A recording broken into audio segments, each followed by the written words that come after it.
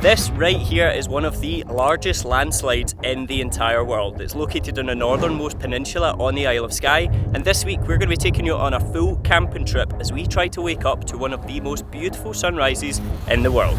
Oh my god. The time has now come for our big Scotland road trip to turn west as we begin our epic Isle of Skye adventures. This week we'll be taking you on a camping trip to remember as we hike out to the natural phenomenon of the Quiraing. Despite all of our best efforts, this trip, of course, does not go as planned. We're just weren't prepared for that at all. Leaving us wondering what really goes bump in the night. I don't know what that was, it sounded like a gunshot. We also show you some of our favourite parts of the island, including the cutest cafe in Skye, as well as our favourite spot for a duke with a view.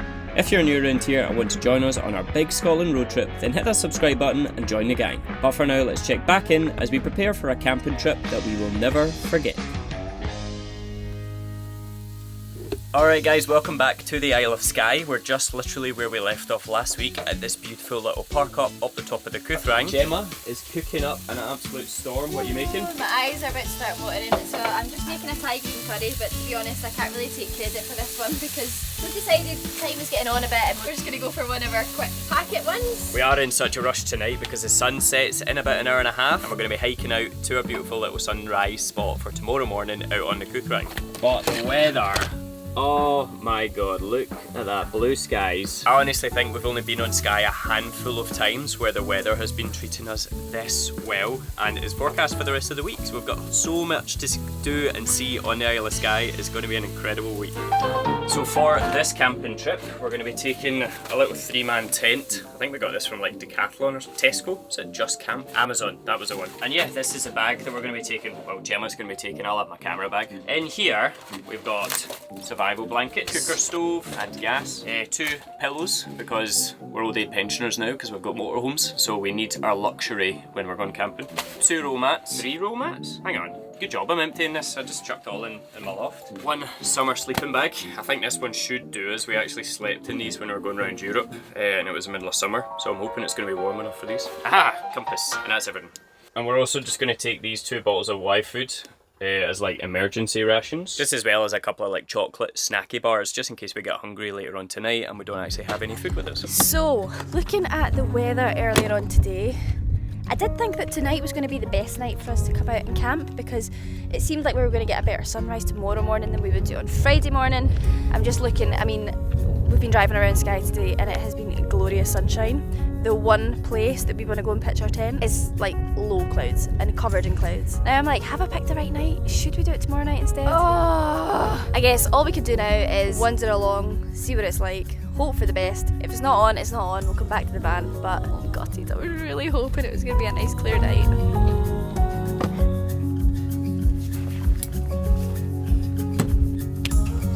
Bye, Ellie.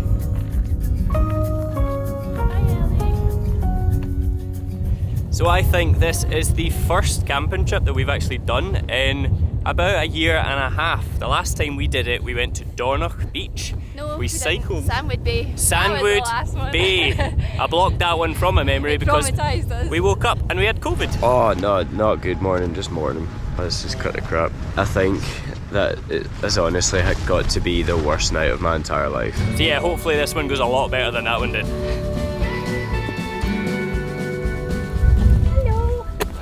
Oh, you're getting big. Black face. Wonder if we'll wake up with an AM in our tent tonight. I wouldn't mind. Keep me warm. Out of my mind, how could I be so blind? How could I not see?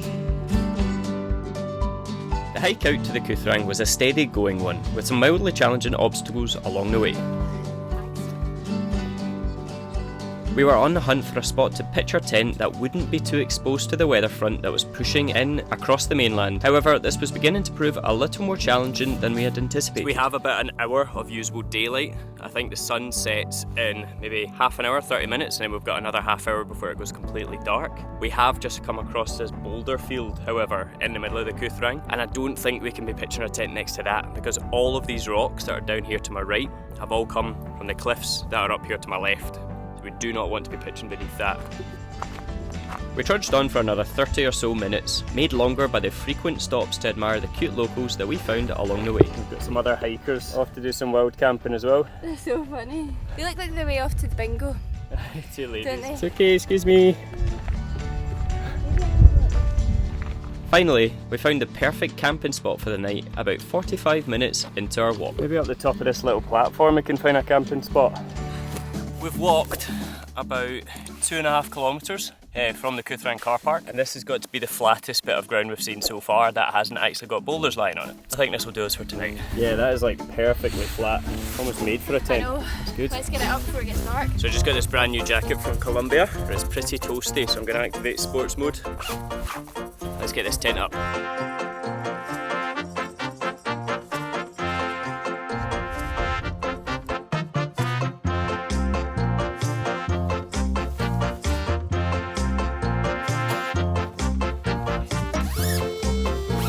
Okay, let's test if it's flat. Who even needs a roll mat? It's very lumpy. But yeah, I reckon this will do. Yeah, I'll get the roll mats and get it all set up. What colour's my face, Jim? I'm seeing spots. What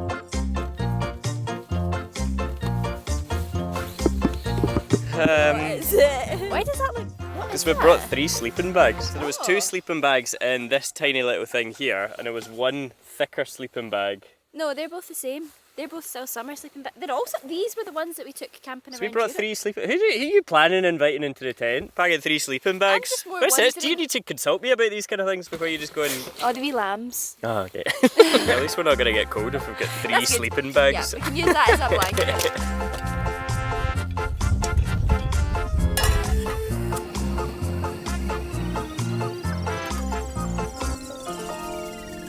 What have you just discovered? I don't know. My water bottle was sitting in my bag with the lid open and it's empty. But it shows you how waterproof the bag is because it's obviously soaked it up. Oh, hallelujah. I thought you were going to tell me about a soggy sleeping bag. Oh well, we're 1 bottle down already. The worst part about these kind of climbs is that we're up in the top of a mountain and there's not any water source. I was hoping it was maybe going to be a little bit of a bog. Because it's been so dry and so sunny in Scotland recently, we're on a bit of a drought, to be honest. When we were hiking Glencoe last week, the land was very uncharacteristically dry for May. The question is, will I have enough for a cup of tea in the morning?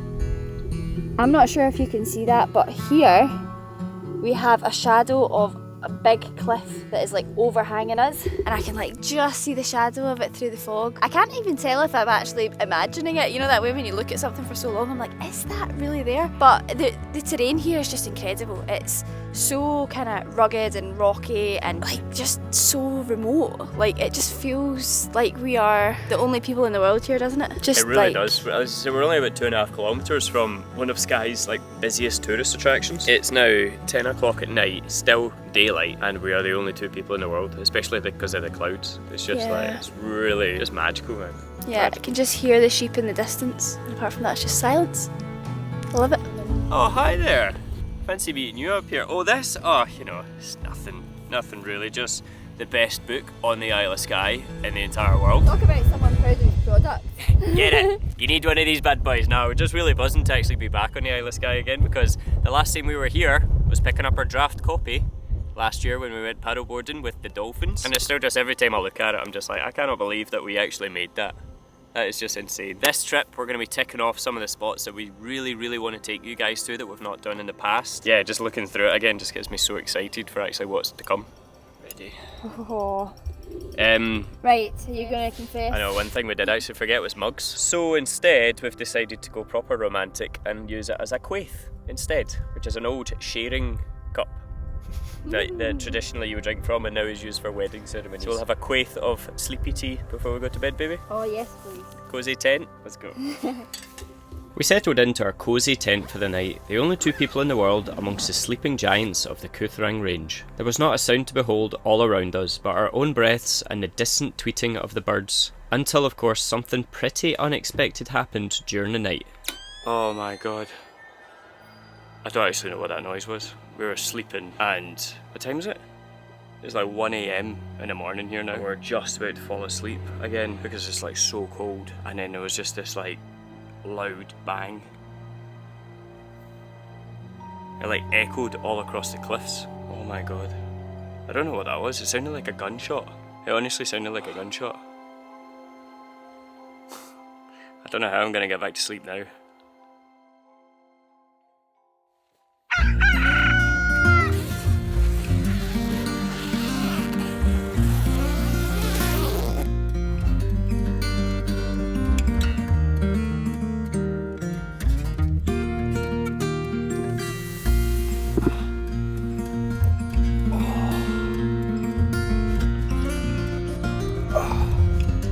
That is not a bad view to wake up to.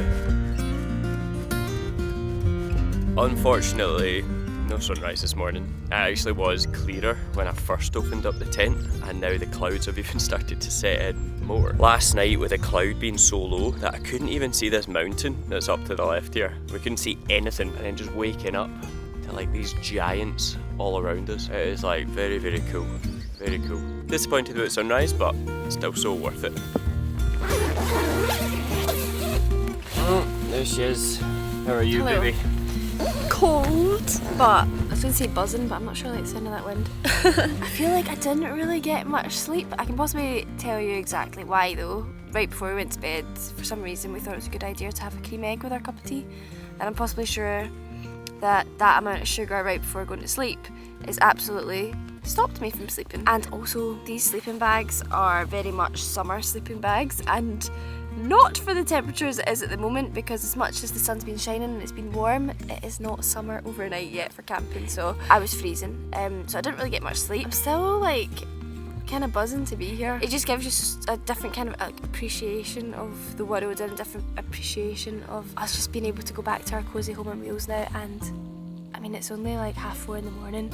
We can go back to bed. That's quite a nice feeling. Yeah, I think I'll definitely be needing that, because where's my pillow? Another reason I didn't sleep too well last night was quickly after inflating my pillow, I realised that I had a hole in it. So I slept with a pillow that was like that all night. I think I like folded it up a couple of times and slept on that. It's just, yeah, we weren't prepared for that at all.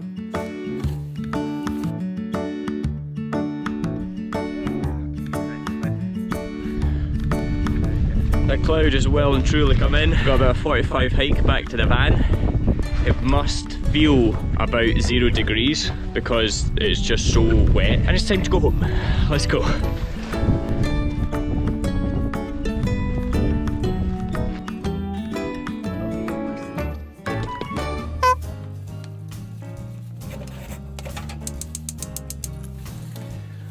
We've just gone for a little nap. Basically, when we got back to the van, passed out for about 3 hours. It's now midday, so we decided to drive along to the little lookout point overlooking the town of Quiraing. And lo and behold, as soon as we left that little bit, the blue skies came back out. I think we just chose to camp on the only part of Skye that was actually cloudy. So typical.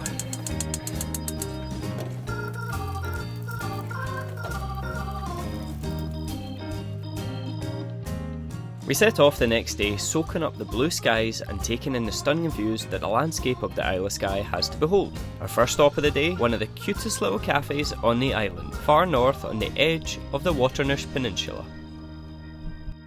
So we've made it to the Waternish Peninsula now, and we're going to go to a cute little cafe that we've been to a couple of times before, and we absolutely love it there because their cakes are so good. So we decided, you know, we're kind of a bit tired, feeling a bit lazy. Time for a cake.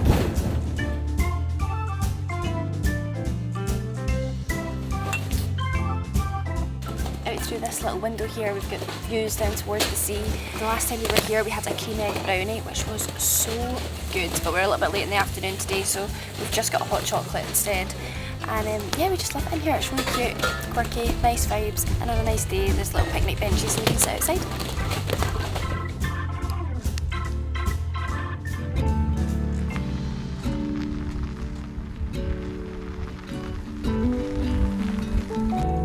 Okay, so this I think can be our park up for tonight. We've used it before. It's this little lay-by on the main road down to Slagakin, and that is the view that we're going to be admiring. Just absolutely spectacular.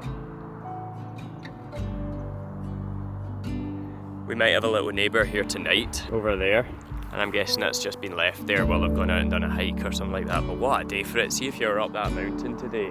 Oh my goodness.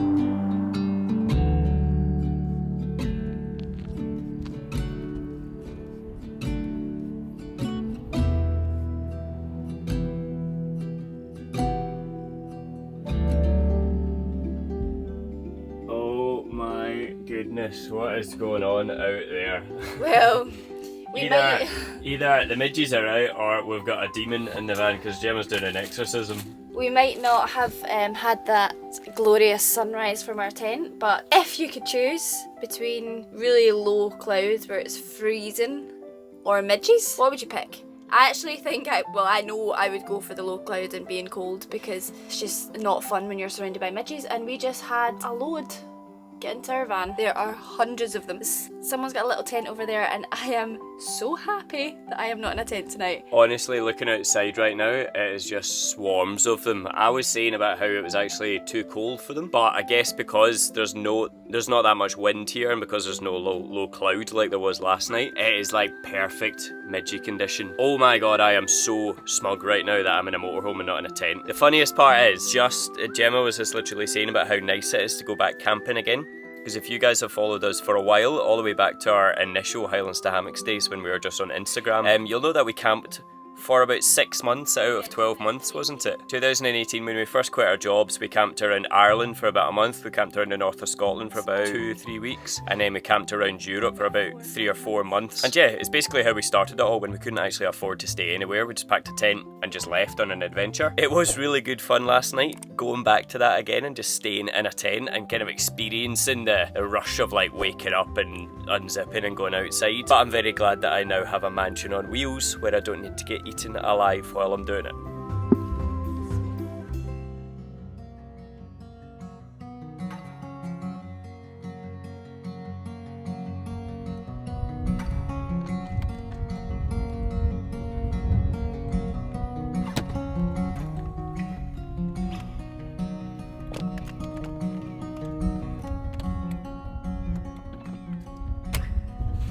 So good morning everyone, we've had a little bit of a lazier start to the day today. I think just trying to still catch up on sleep. But this is the view we're waking up to. Clouds just cresting the Cuillin Mountain range, and it just gives a kind of different like style to the Isle of Skye. Like it's nice in the blue sky sunshine, but it's also just beautiful when those clouds just come rolling across the top of the mountains. Gemma's in here cooking up a storm. What are you planning for today's lunch or brunch? Oh, right, okay, well, this is something I haven't made before, but something that I felt inspired to do after we were at Disham. And I know that this is far from being anything like Disham, but I'm gonna get some Bombay style sausages and I'm gonna try that with some feta cheese, red onion, and a little bit of sweet chilli sauce and put it into these kebab breads. And that is gonna be our brunch today.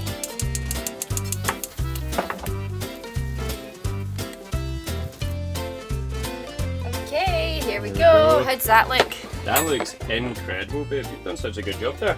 Thanks. Top chef. In my mind, it's going to taste really nice. Well done. Good job. After brunch, we hit the road for our final stop in North Skye. Heading north was the stunning mountains of Glen Brittle, the location of the world-famous fairy pools. This collection of rock pools has been aptly named due to the enchanting surroundings that it has to behold. However, our stop for today wasn't going to be this natural phenomenon, as we had somewhere even better up our sleeves. Now, is that not just the most beautiful view in the world, man? Every single time I come down here, it just takes my breath away. I forget how stunning it actually is. I would say this is possibly one of my favourite parts of Skye. Yeah, it's just like absolutely mind-blowing. It is one of the busiest parts of Skye as well. Like, as you can see, the path to the fairy pools, it's only 11 AM and it's already heaving with people. But we do have a little secret spot that we're going to share with you because, in my opinion, it is better than the fairy pools, just because usually we have it all to ourselves. And there it is, lovely little pool right beneath the Cuillin Mountain range.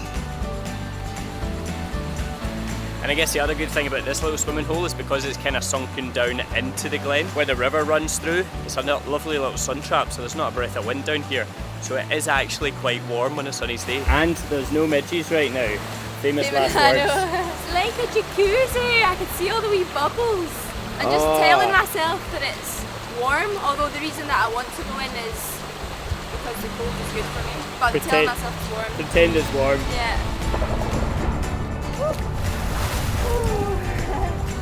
Oh man.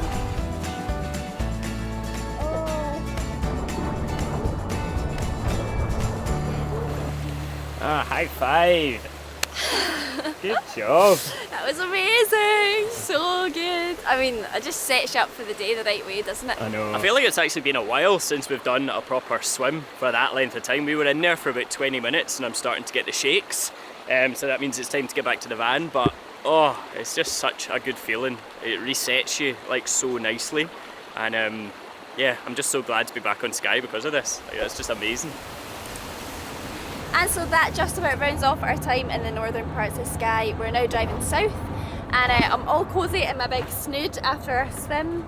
We've got quite a few sites we want to show you in the south, but we're going to leave that for next week, and we're going to end this video here. But if you enjoyed it, make sure you give us a big thumbs up, and if you are planning a trip to Skye, or if you have been to Skye, or you've got a favourite site that we've shown you in this video, let us know in the comments down below, and we'll see you again next week. Bye!